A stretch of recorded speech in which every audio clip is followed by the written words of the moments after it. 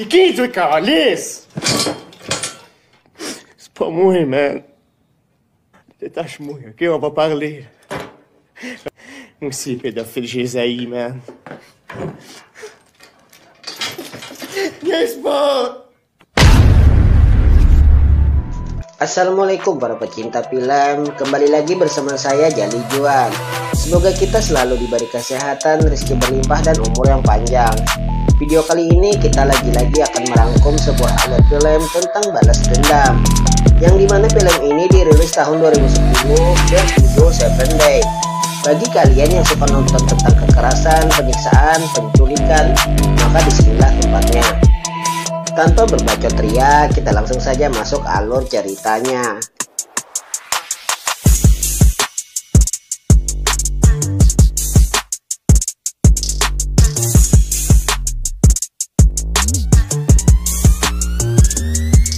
Sebelum memasuki film, kita diperlihatkan seorang polisi bernama Detektif Sergen. Ia terlihat sedang mengamati sebuah video perampokan di supermarket. Di dalam video tersebut, seorang perempuan ditodongkan pistol mengarah ke kepalanya, yang mengakibatkan perempuan tersebut ditembak dan meninggal dunia. Film akan terfokus kepada seorang dokter bedah bernama Dr. Hamel. Terlihat siang harinya ia baru pulang bekerja usai melakukan operasi kepada pasiennya. Lalu ia makan bersama istrinya yang bernama Scarlett dan anaknya yang bernama Jasmine. Jasmine mengatakan kalau ia akan mengantarkan undangan ulang tahunnya. Jasmine meminta ayahnya untuk menemani, tapi ayahnya menolak karena kelelahan. Ayahnya lalu menyarankan agar ibunya yang membantu. Tetap saja Jasmine ingin sang ayah yang menemaninya. Dengan kepolosannya, Jasmine malah memilih melakukannya sendiri. Si les gens sont pas là, tu laisses tes invitations dans les boîtes aux lettres.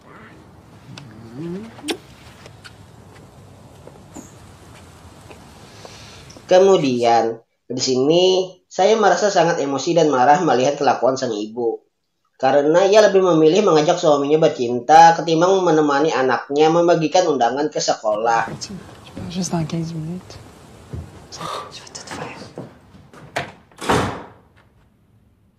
Bukan tanpa sebab kenapa saya kesal. Biar lebih jelas, kalian ikuti terus alur cerita ini.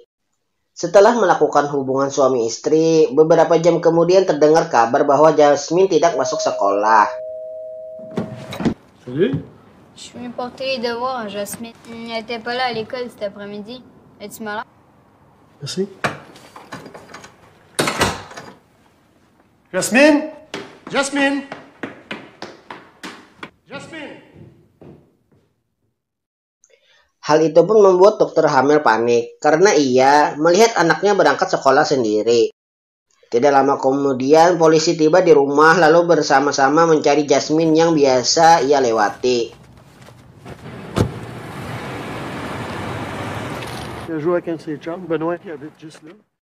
Tak berlangsung lama, ternyata nasib tragis menimpa sang anak. Ia diperkosa dan dibunuh, jasadnya juga dibuang ke dalam hutan.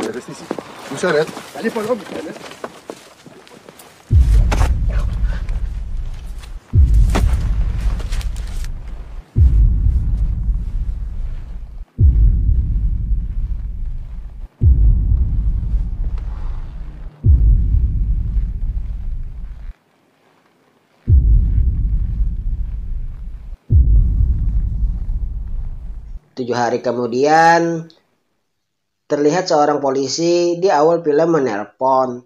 Ia mengabarkan bahwa sudah menemukan tersangka pembunuh anaknya. Pembunuh itu bernama Anthony. Mendengar hal itu, Dr. Hamel tidak bisa berkata apa-apa. On a des preuves matérielles solides. À mon avis, le procès va être seulement de formalité. Allô? C'est Hamel? Singkat cerita, Dr. Hamel membeli villa di dalam hutan yang berdekatan dengan danau. Di dalam perjanjian jual beli tersebut, pemilik sebelumnya tidak mengajukan pertanyaan dan menjaga kerahasiaan tentang villa yang digunakan. Dr. Hamel juga melipat gandakan harga villanya sebagai biaya tutup mulut. Le fait de pas poser de questions puis de pas en parler à personne, ça fait aussi. Ça a l'air pas mal louche, votre affaire. C'est un petit village. Ça se passera pas ici. Combien de temps pour y penser? Kemudian ia juga menyuruh seseorang untuk mengambil barang-barang di rumah sakit dengan memberi imbalan yang sangat besar. Pense-y vite. T'as 2 minutes d'ouvrage, t'as 10 000 piastres dans tes poches. Vite de suite, 5 000 après. Aksi balas dendam pun dimulai. Pertama-tama Dr. Hamel menculik pelaku pembunuh anaknya dengan cara mensabotase sang sopir pengangkut pidana, dibuatnya pingsan. Je sais pas c'est quoi qui est arrivé. Oui. Il a perdu connaissance.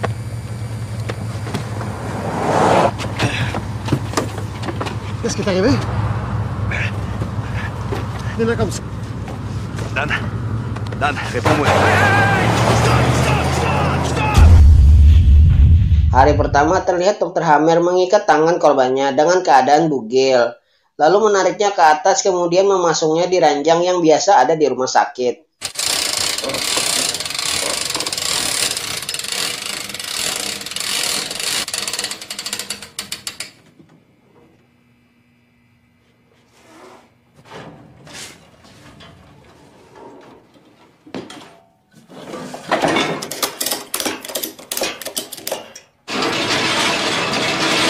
Setelah sadar, Anthony berpura-pura bahwa bukan dia pelakunya.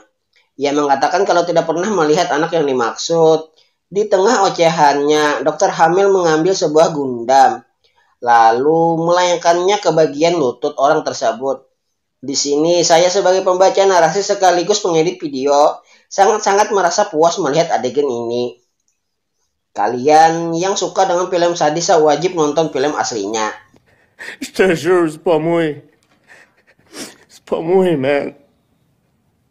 Attends, j'ai mon procès, tu vas voir. J'ai jamais vu ta fille, moi. J'ai rien fait. Détache-moi, OK? On va parler. Moi aussi, pédophile, j'ai zaï, man. Niaise pas, man!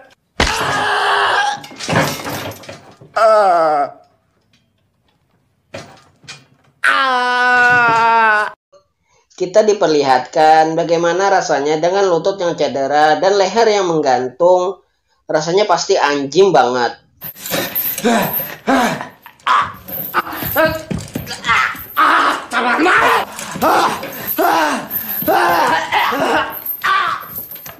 Hari kedua, air mancur mengarah ke muka sang pembunuh, lalu Hamel menginjak lututnya dan menendang mukanya.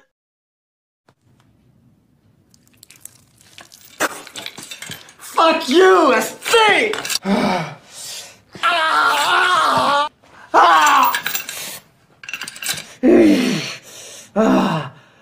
Et toi qui vas aller en prison, mon corps. Puas menyiksa, Hamel kemudian memberi makan korbannya.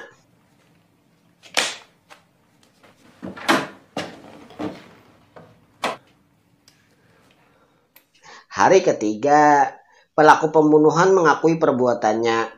Ia mengatakan telah menyesal membunuh anak Dr. Hamel, serta ia meminta pengampunan dan minta dikasihani. Tapi Dr. Hamel tidak menghiraukannya. Ia malah semakin marah lalu mengambil rantai, lantas mencambukkannya ke tubuh pembunuh tersebut, hingga ia tidak sadarkan diri. Excuse, man. Ow.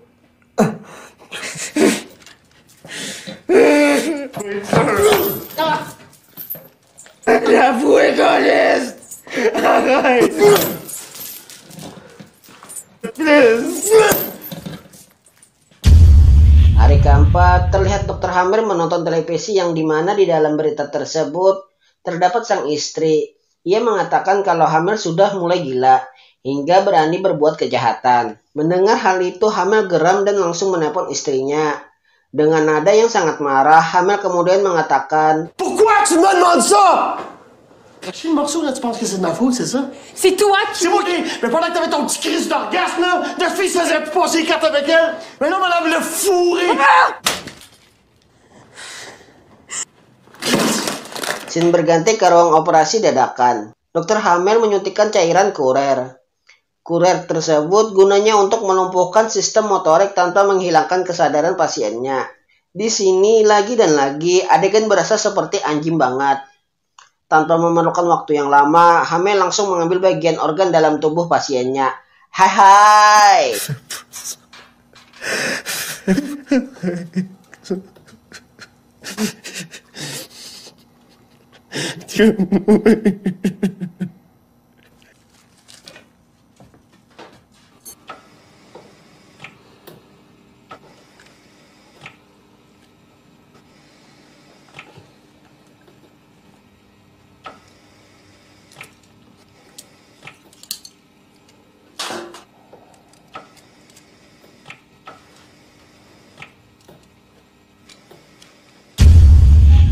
Hari kelima, benar kata pepatah, kalau balas dendam tidak akan menyelesaikan masalah.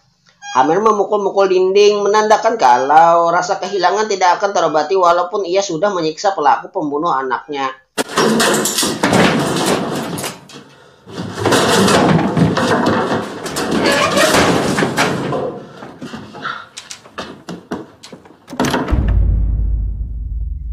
Lanjut lagi hari ke-6.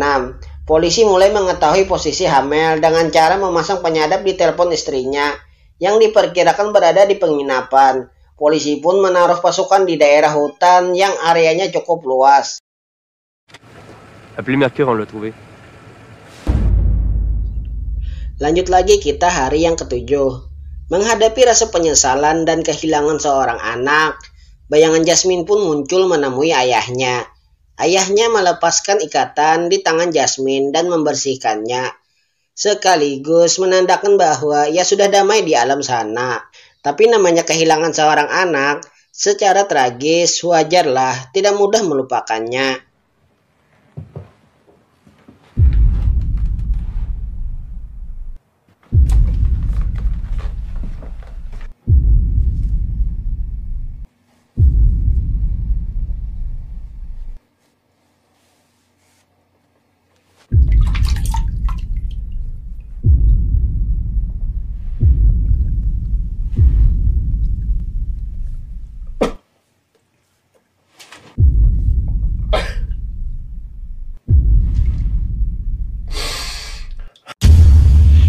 Dan kemudian pembunuh tersebut tidak jadi dieksekusinya.